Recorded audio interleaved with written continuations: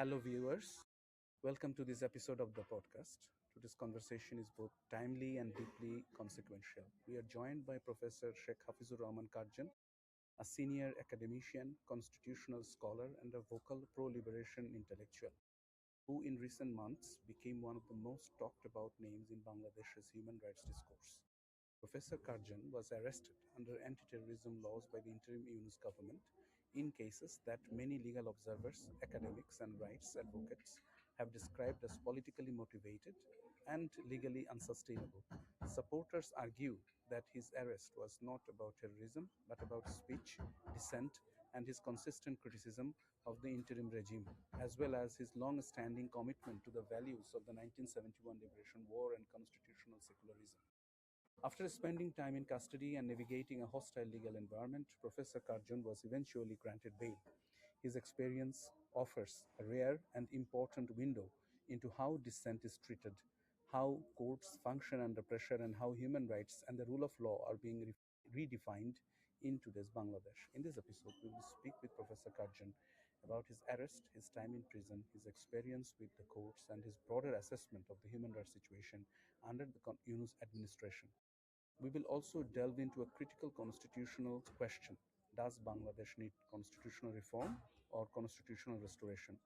Welcome, Professor Karjan. Right. So, Professor Karjan, how would you assess the overall human rights situation under Yunus when you look back today? Thank you for your question. Briefly, I want to make an evaluation of interim government led by Dr. Muhammad Yunus. And we know that there was an uprising of students and people in July and August 2024, which created expectation among the people. People of Bangladesh, they had towering expectations that under the leadership of Dr. Muhammad Yunus, interim government, they would establish rule of law, they would establish human rights of the people of Bangladesh, they would make reforms of basic institutions which would be required for strengthening democracy, and they would like to see Bangladesh was walking in a new direction. But in fact, within a couple of months, people of Bangladesh, national and international stakeholders, and other people, they were disappointed. And if I am asked to make an evaluation of the interim government led by Dr. Muhammad Yunus, then uh, firstly, I would like to discuss about the law and order situation of Bangladesh. And we have seen that the interim government under leadership of Dr. Muhammad Yunus, they took oath on 8 August 2024. And then the situation of law and order in Bangladesh, it was very vulnerable. And we have seen that law and order forces, police, hundreds of police officials, they were killed during the July and August uprising, and hundreds of arms were looted. Even the legal documents in the police stations were destroyed, which is totally unprecedented in the history of Bangladesh. And during that time, armed forces were deployed with magistracy power, but we have seen no effective control of law and order situation. So there were hundreds of armed people, soldiers and officers of army. Instead of that, we have seen right wing so-called religious extremists. They operated under their leadership. Hundreds of mob violence in Bangladesh, and there was no rule of law. It was total anarchy. It was a country of mob violence, and that's why within a couple of months, Dr. Muhammad Yunus's government, they earned a bad repute, and it was termed as a government of mob violence or mob government. And I can refer some statistics. The human rights situation in Bangladesh during the 17th month of the interim government, from I have the statistics from September 2026, according to Human Rights Support Society on Human Rights Organization, according to their data, the human rights situation during this 17-month period, it was alarming. The rights organization said that during this period, there were various human rights violations, including political violence, mob violence, attacks on journalists, interference with freedom of expression, border killing, and the deterioration of law and order. According to this report, in 17 months of interim government, 259 people were killed and 313 injured in 413 incidents of mob violence and lynching. So hundreds of incidents of, it is not propaganda of the opposition. It is the report of the Human Rights Organization. Real situation in the ground level, it was very notorious because you see there were uh, 413 incidents of mob violence, where almost 259 people were killed. And it created huge panic among the people of Bangladesh. And in the whole history of Bangladesh, more than 5 decades of, it's a new country, more than 5 decades history. This can be considered as the darkest period of Bangladesh because we have not seen mob violence in our country at this scale. Because we have reports of lynching, we have reports of uh, mob violence. There were sometimes, we can say, scattered incident uh, taking place on this spur of moment. The mob incidents of mob violence, it became systematic pattern during Dr. Muhammad Yunus's interim government. Because of this government has been hugely criticized, severely criticized by the national and international human rights organizations and other think tank, and not only human rights activists, people of different professional groups and donors, they also expressed their concern because of this mob violence took place at this level, and hundreds of people were killed and hundreds of people they were injured. Secondly, rights were at stake during interim government. Members of minority communities were targeted in many incidents. Uh, some people dead and 27 injured. And during this period, 17 temples, 63 idols, and 65 houses were attacked or vandalized. And minority community, particularly religious minority, were living in a state of panic due to the rise of so-called religious extremists. Their increasing demands for establishing a religious state of majority religion, attacks on minority people, their temples, homes, and belongings, and on secular constitution of Bangladesh. Members of UK House of Commons repeatedly raised serious concern regarding the safety and rights of minority communities, particularly Hindus in Bangladesh, following the political unrest that began in August 2024. Several MPs have demanded urgent action from the UK government to intervene and protect vulnerable groups from rising violence, vandalism, and temple destruction. Many MPs they raised their concern. Right now, I can mention the name of Bob Blackman MP, Barry Gardiner MP, Preeti Patel MP in the summer conservative MPs. Another is Labour MP. They raised their huge concern about the protection of minority rights in Bangladesh. Then the minority rights and other human rights violation, it was also discussed in the European Parliament. Global Human Rights Defense on 19 February 2025 in EU Parliament raised urgent concern about alarming state of minority rights in Bangladesh and called the European Union to take decisive action as Bangladesh continues to receive increased financial support, including 400 million euro in renewable energy investment and a planned uh, 2 billion euro funding boost from the European Investment Bank, the EU must ensure that every euro is subject to strict oversight and tied to concrete improvements in human rights. Global Human Rights Defense mentioned that the UN report on human rights violation is very important to mention here that because uh, UN prepared a report on human rights violation in Bangladesh, depending on the incident took place in July and August 2024. And Global Human Rights Defense, they severely criticized this report because they called it widely criticized for their biased and selective reporting. The report, allegedly influenced by fundamentalist groups, has completely ignored atrocities such as killing of 3,000 police officers. So I think it is very big incident which should be taken into consideration by human rights organizations and human rights activists globally.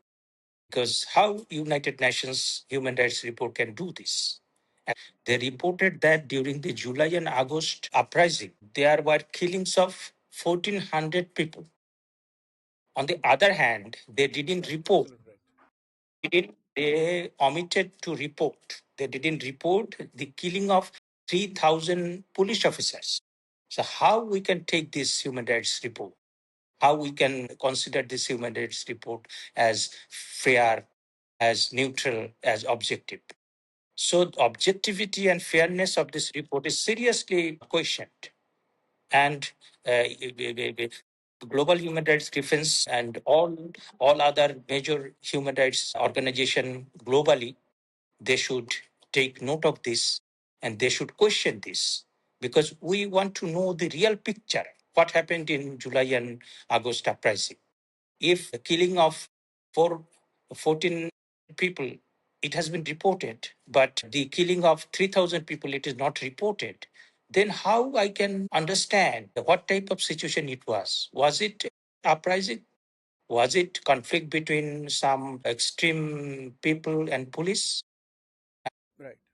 Even even the number that you said, 1400, that is also questioned because now there is no list of it. First of all, some people are coming back from their graves. That's what I have heard. And some people have died for many other reasons.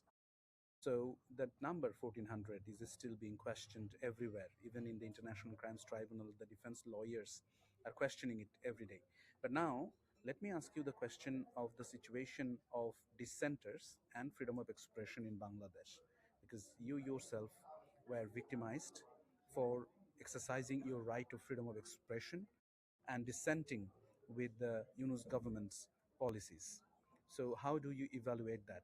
I also want to remind our listeners that in this time, for the first time in Bangladesh, two leading newspapers were ransacked, burned, and demolished. And this is unprecedented. Before the regime change, there was towering expectation among the people for a reforms of the basic institution of the state. And they came to power, but unfortunately, this interim government, they did nothing for the reforms of education, health, and communication. And these are very basic for the day-to-day activities of the citizen of any country in Bangladesh. And you see, the interim government, they constituted 11 commissions, but there was no commission on education. And if you want to compete in this very globally competitive environment, then education, you must ensure quality education for developing potential human capital for any country. But Dr. Mohammed Yunus his government didn't do that. Fourthly, interim government encouraged and patronized the so-called fundamentalist and extremist in Bangladesh and tried to destroy Bangladesh's democratic and secular institutions. For example, on the night of December 18, 2025, Coordinated mobs attacked and set fire to the offices of Prothomalo and Daily Star. And on the same night and the following morning, a Chayanot on Udichi, another two very reputed institutions representing our culture of 1,000 years. It was also burned and ransacked. Our several days, and you see here, over several days, hostile narratives against the two newspapers were built up by influencers in YouTube from foreign countries and right wing activists. It then escalated into direct calls to burns and attack on building at named location across Dhaka. And I can say this, what an irony, because Pratham Aalo and Daily Star, they are reputed newspapers, and they claim that this government, they contributed to the formation of the Yunus government, and some of the advisors of this interim government, they said they belong to their civil society groups. But finally, when Prathomalo and Daily Star, Chayanot and Udichi, they were attacked by the right-wing extremist groups, then we see how Bangladesh, it was gripped by the right-wing extremists and how they are crazy to destroy the secular culture and institutions of Bangladesh. Dr. Muhammad Yunus was given Nobel Peace Prize, but he established a reign of anarchy or lawlessness in Bangladesh and divided the society sharply and encouraged the right-wing fundamentalists to destroy secular institutions and cultures, jeopardize women rights and minority rights. Unfortunately, and to the utter dismay of the people of the whole globe, a person who won Nobel Peace Prize advocated increasing military strength in Bangladesh, and which was totally beyond the jurisdiction of interim government, because interim government had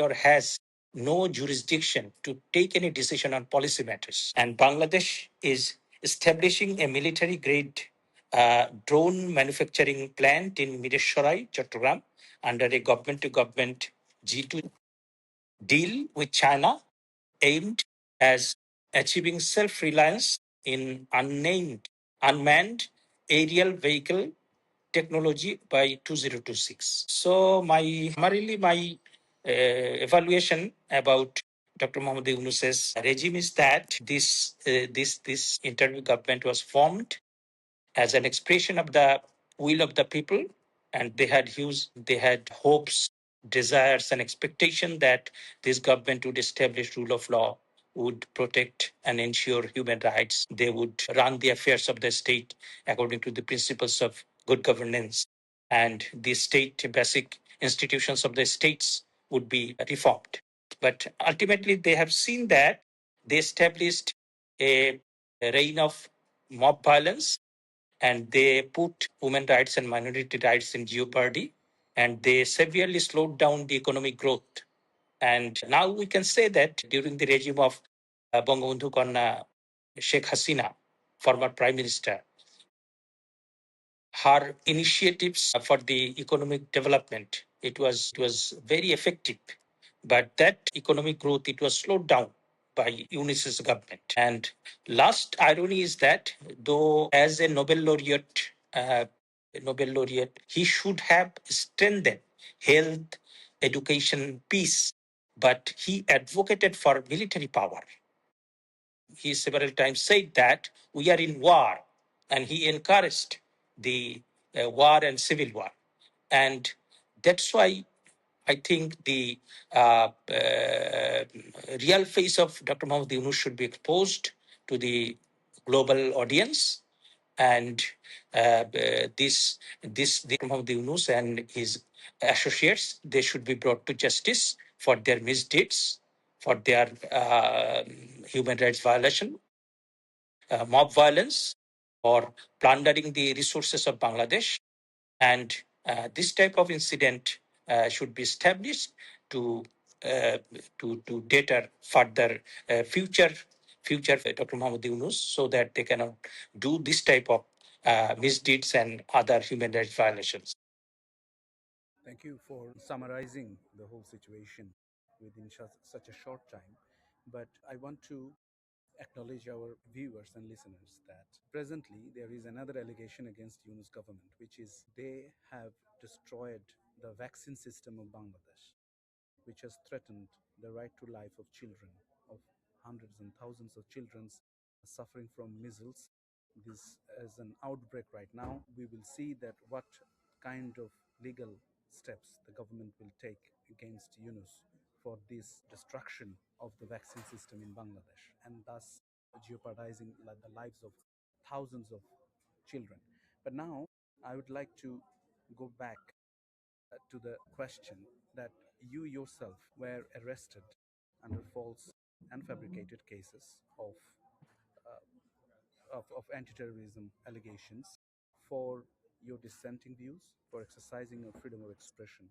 So if you tell us why and how you were arrested, and then how the court actually acted towards you, and also probably we will listen to your experience in the prison. So let's start with that, how it all happened.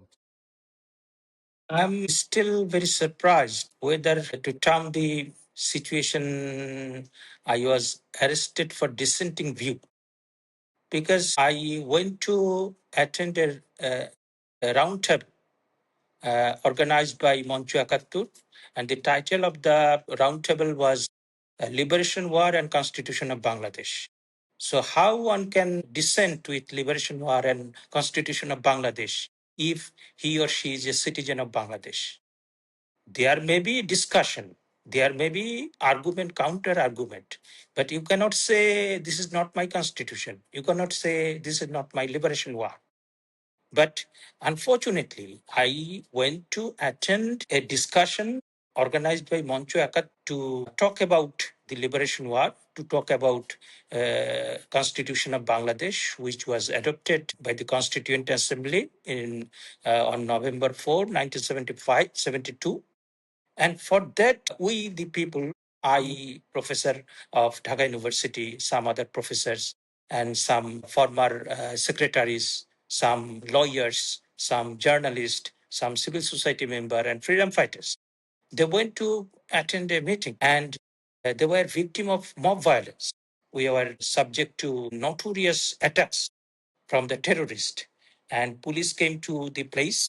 They didn't arrest the terrorist, rather the terrorist, they handed us to the police and they called us, we are the associates of fascist. So you can understand the state of rule of law, the situation of freedom of expression, because it is, I do not say it is a freedom of expression. It is an attack on the freedom of expression. I would say it is an attack on the liberation war of Bangladesh. It is an attack on the constitution of Bangladesh. It is an attack on the existence of Bangladesh. Because Dr. Muhammad Yunus and his supporters, anti-liberation force, they do not believe in the existence of Bangladesh. They wanted to destroy all the founding pillars of Bangladesh, liberation war, its constitution, and our national anthem, all the pillars on which we achieved through a liberation war, they wanted to destroy this. And I think it is onslaught on the sovereignty of Bangladesh. So I do not consider it is any attack on the freedom of expression. It is clear fight between the people who believe in Bangladesh and between people who do not believe in Bangladesh. And they wanted to destroy Bangladesh, every pillars on which Bangladesh stands, and they wanted to make Bangladesh a Pakistan or mini Pakistan. And we have seen that during this regime, they had good relation with Pakistan, Turkey. I do not think there is any problem with making good relation with Pakistan and Turkey, but the motive is very important. If the motive of the relationship is to establish a backward Bangladesh, if the motive is to turn Bangladesh Afghanistan, then I do not support this. So when I was arrested, also journalist Munjurul Alam Panna, former Minister Latif Siddiqui, two freedom fighters, and another 10 people who came to see our discussion.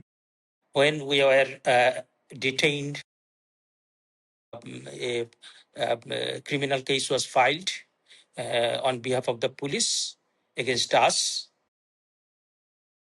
Then we were sent to jail. So I think this is a move by which people in Bangladesh, people, Bengali community who are living in different foreign countries, and the global people, they have seen the real picture, real face of Dr. Muhammad Yunus's government. This is not a government of Bangladesh. Rather, it is a government who do not believe in the existence of Bangladesh. How did the police treated with you after arresting you initially from the mob? And can you please mention the date when you were arrested? It was 28 August 2025. I went to the auditorium of Dhaka Reporters Unity, and the who organized the roundtable, they called me, they invited me to speak on the issue, and I spoke for 15 to 20 minutes. After that, the whole roundtable, it was subjected to mob violence. The banners, they tore the banners, they attacked the audience, they assaulted the discussant, and once they switched off the electrical line, and it was very horrifying situation. Then police came, and in front of police, they also continued their assault and their activities of rank shaking. Then they brought us to the DB office, and they detained us for 8 to 10 hours on the pretext of security. But after that, police filed a criminal case under anti-terrorism law of 2009. Then we were brought in a magistrate court in the next morning. Then the court, they rejected the bail petition, and we were sent to the central jail of Dhaka. And central jail of Dhaka, there I didn't get my necessary medicines for the initial some days, and the quality of food, the other facilities and amenities necessary for a healthy life. I didn't find that, and there were other tortures, no physical torture, but Mental torture is enough. you were totally cut off all the communications, and we didn't get any news. And particularly, there was no, because I didn't get my necessary medicines for a couple of days. That's why I had to suffer, because I had some problem in my left ear. I had to take some drops for my nostril obstruction in my nostril, and other some I have to take some other regular medicine.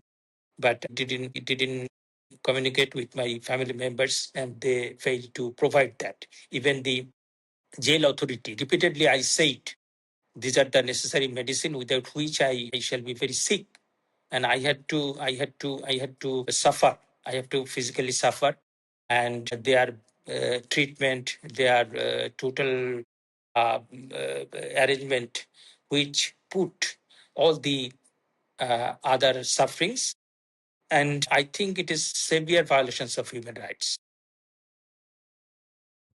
So, when did you got the bail? For after how many I days? got the bail after 3 months. I got the bail after 3 months, but from the moment I was detained by the police, I have seen that the constitutional right, because when any person is arrested, that person, it is the obligation of the state authority to give constitutional safeguards to the arrested people. And under Article 33 of Bangladesh Constitution, when any person is arrested, that person must be given an opportunity to consult a lawyer of his or her own choice, and that person must be informed of the grounds of arrest. That person must be brought before the nearest judicial magistrate within 24 hours. But two of the basic rights, I didn't get two of the basic rights. I didn't get the opportunity to consult my lawyer, and I was not informed on which grounds I was arrested, and for which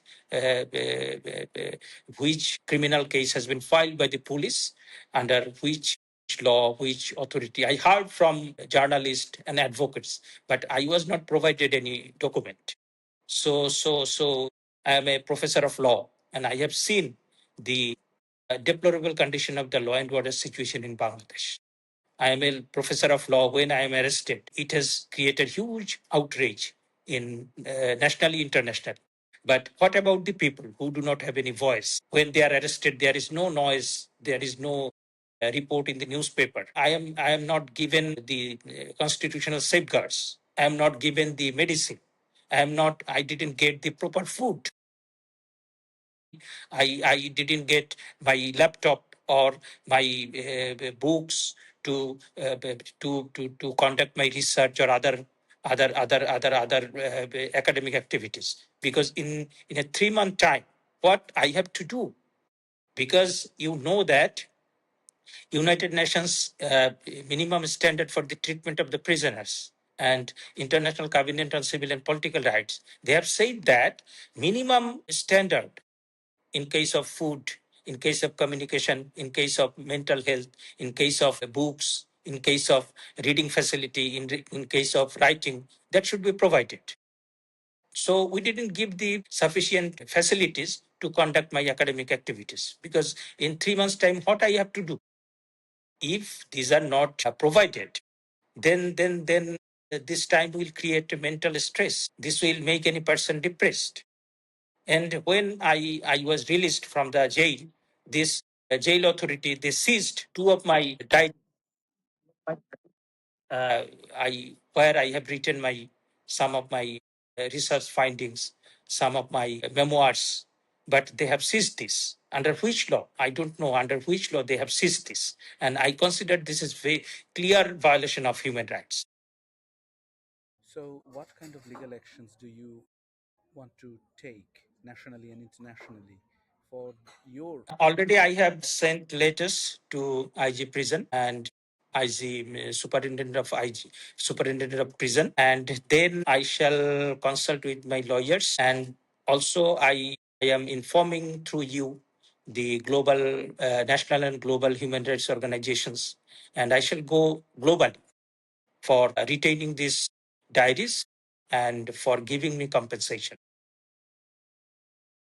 Just when you were in prison, did you meet any of the senior leaders of Awami League or senior activists like Shahriar Kubir in the prison? How is their situation? Their situation is very deplorable. Their situation is very deplorable because I can mention the name of Tawfiq Ilahi Chaudhuri. Now he is a man of 80 years. I can mention the name of former Chief Justice Khairul Haq. Now he is more than 80 years. I can mention the name of Asaduzzaman Noor, legendary cultural figure, and he is now running 81 years. These people, they have many physical complications because of old age, and they are not getting proper medicine, and they are detained. They are detained. They are under trial prisoner and under false cases. Under false cases, you are detaining these people months after months. There is no bail. What is a country? Because whatever may be the situation, bail is the right of the people after certain period, or if it is false case, then there are very sound grounds for granting bail, and these people are not granted, they are not given any bail, and their condition is very deplorable.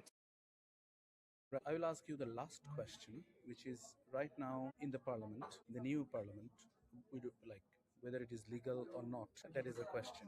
But in the parliament and even outside of the parliament, there is a debate that the existing constitution should be replaced. What do you think about that? What is your opinion regarding that? There is no scope to replace the constitution because 1972 we adopted this constitution, and it was constituent assembly. Constituent assembly, it was consisted of MPA and MNS who were elected in 1970 elections, and they were the representative of the people by direct election. Direct election took place in 1970. So when you are demanding a new constitution, there are some preconditions. If any new country is established, if there is any revolution, if there is any situation like that. But we have seen no situation like that. people of any country, they can demand new constitution, or they can say about second republic, or but I do not think that there is any situation to demand for the second constitution of Bangladesh or replacement of the constitution of Bangladesh. Rather, the people who are demanding the replacement of the constitution or demanding second constitution, they are the anti Bangladesh people. They want to destroy uh, Bangladesh, which we established in 1971 through liberation war. And for this liberation war, 3 million people, they sacrificed their life. 5 lakh women, they sacrificed for this, and sacrifices of hundreds of people, thousands of people, crores of people. Through their sacrifice, we achieved this Bangladesh. And there is no scope to compare 1971 with 2024. And 2024, whether it is any uprising, it is also now questionable.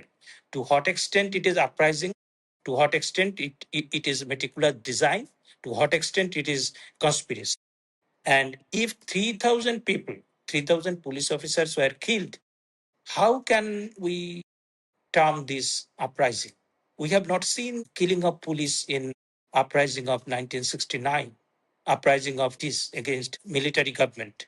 So there are huge questions, and there is no scope to replace the constitution of Bangladesh, because this constitution, if we want to reform any institution, if we want to make a balance between powers of president and prime minister, if we want to establish upper house, if we want to constitute any constitutional committee for appointment of some basic post like a governor of Bangladesh, chief election commissioner, there is still provision in the constitution. You can do that by amending the constitution. So who are raising to establish second constitution or replacing current constitution? They are the anti-Bangladesh people, and they have malified the intention to destroy the constitutional order of Bangladesh and to destroy the Bangladesh which we established in 1971 through sacrifices of crores of people. So the people of Bangladesh, majority and people of Bangladesh, they will not admit this. And you have seen this in the 12th February election, because the people of Bangladesh, they rejected the anti-Bangladesh force. Right. So we have reached to the end of this episode of SADF Podcast. Professor Karzon, thank you for joining us and for speaking with clarity and courage. Your experience, spanning arrest, imprisonment, and legal struggle, raises profound questions about freedom of expression, academic independence, judicial integrity, and the future of constitutional democracy in Bangladesh. Whether one agrees or disagrees politically, these are issues that concern the very foundations of a democratic society. As Bangladesh navigates an uncertain and deeply polarized moment, conversations like these are not acts of defiance, they are acts of responsibility. Thank you to our listeners for staying with us. Until next time, stay informed, stay critical, and above all, stay peaceful and healthy. Thank you very much. Thank you.